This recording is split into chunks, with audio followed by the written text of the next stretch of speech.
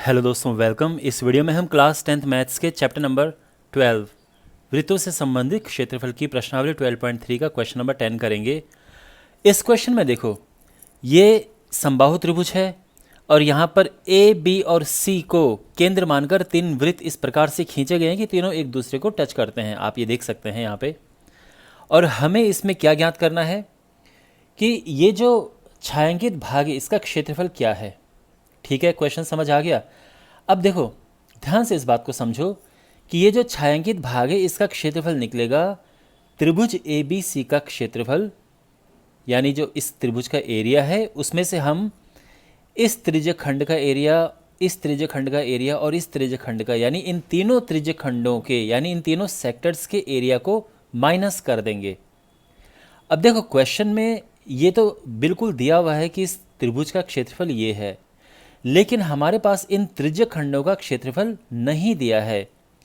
अब वो कैसे निकलता है? वो तभी पता चलता है जब हमारे पास त्रिज्या है, यानी रेडियस हमें पता होनी चाहिए। तो अगर हमें इसकी त्रिज्या पता है तो इस त्रिज्य खंड का एरिया मिल जाएगा। ऐसे ही इसका भी रेडियस पता होना चाहिए। अब क्योंकि इन तीनों की त्रिज्याएं समान हैं तो इसीलिए यहाँ पर हम r और ये r लिख सकते हैं। ठीक है, कहने का मतलब ये है कि हमें पहले इसकी त्रिज्या निकालनी है इस सर्कल की, और उसके बाद हम इन तीनों सेक्टर्स यानी इन तीनों त्रिज्य खंडों के एरिया को निकालेंगे और फिर इसमें से, यानी इस त्रिभुज के एरिया में से उनको माइनस कर देंगे। तो पहला काम हमारा क्या है कि हमें ये रेडियस यानी त्रिज्या पता करनी है। और ये त्रिज्या कैसे पता चलेगी? जब हमें इस त्रिभुज की साइड पता चलेगी, क्योंकि जो त्रिभुज की भुजा है उसका हाफ ही इसकी त्रिज्या है, यानी रेडियस। समझ गए आप बात को? तो अब पहला मिशन ये है कि हमने इस त्रिभुज की एक भुजा यानी एक साइड पता करनी है। ओके, तो देखो, समबाहु त्रिभुज का क्षेत्रफल का फॉर्मूला क्या होता है? ये होता है √3/4 इंटू भुजा का वर्ग यानी साइड का स्क्वायर। तो इसीलिए देखो, ये है √3/4 और साइड है a, तो a स्क्वायर हो जाएगा। और ये किसके बराबर है? देखो, क्वेश्चन में दिया है इसका क्षेत्रफल, तो ये हो जाएगा 0.5। अच्छा, तो इससे a स्क्वायर निकल जाएगा।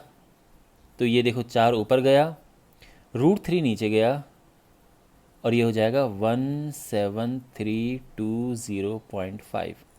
अब जो 4 है वो तो ठीक है, √3 क्वेश्चन में दिया हुआ है और ये है 1.7320.5, और इसमें गुणा करेंगे ऊपर जो हमारे पास है।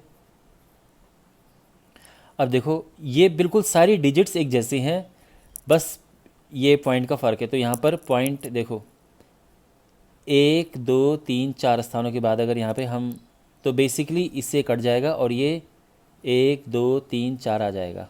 समझे ना? क्योंकि देखो, ये जो पॉइंट है ये 1 2 3 4 स्थानों के बाद ऊपर है, यानी ऊपर वाला जो है वो 10,000 गुना अधिक है नीचे वाले से। तो ये, और ये हो जाएगा इतना सेंटीमीटर स्क्वायर है।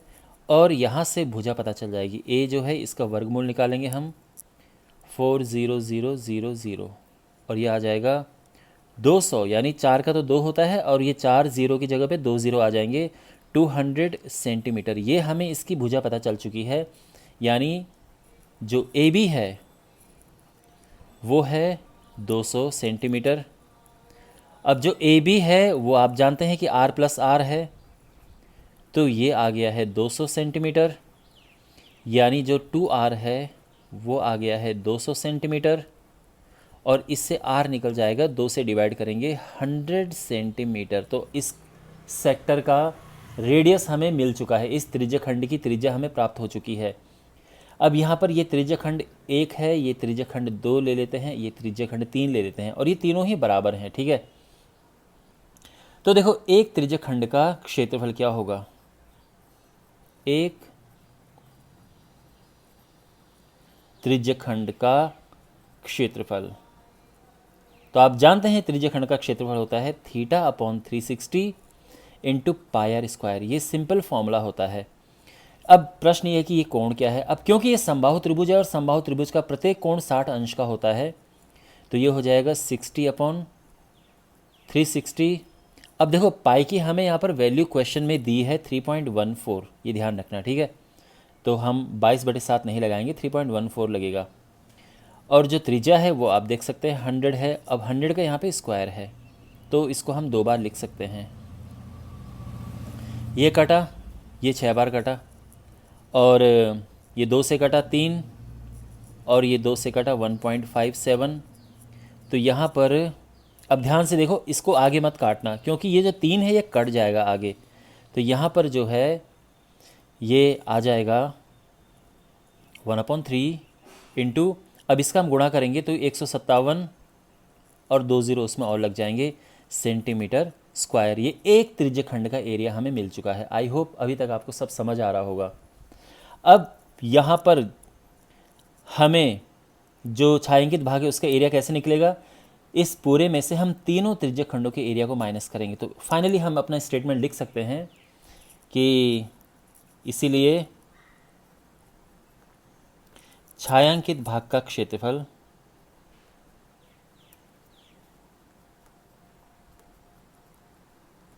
अब ये किसके बराबर है, त्रिभुज का क्षेत्रफल, त्रिभुज ABC का क्षेत्रफल।